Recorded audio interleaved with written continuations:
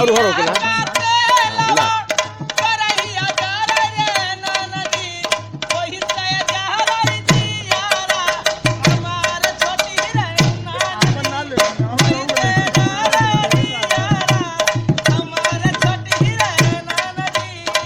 अब क्या करें?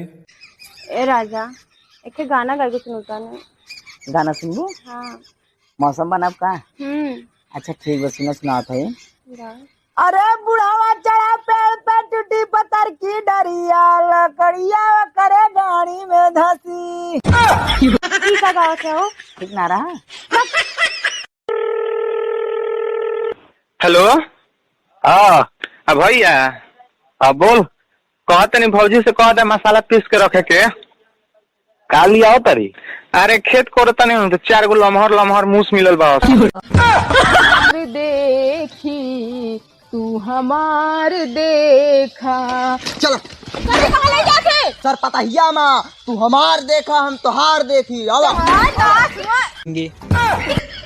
ते हमार दिल तोड़ के ठीक नहीं की करत बहुत। कैसे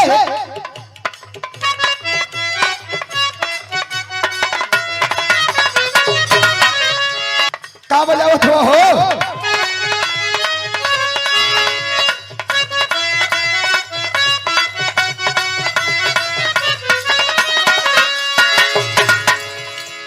सैया के जोगावल धनवा धुआं कइले बा।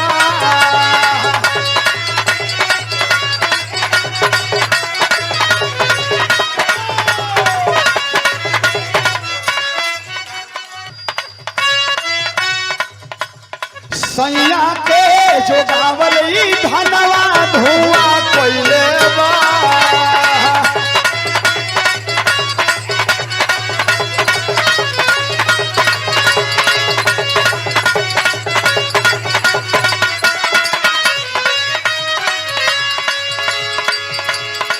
सैया के जोगावल धनवा धुआं कइले बा।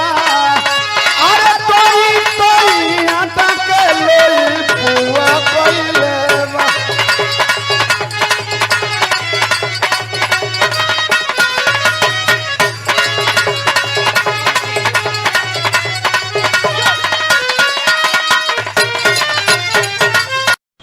काहो करे जा? करे दो गलवा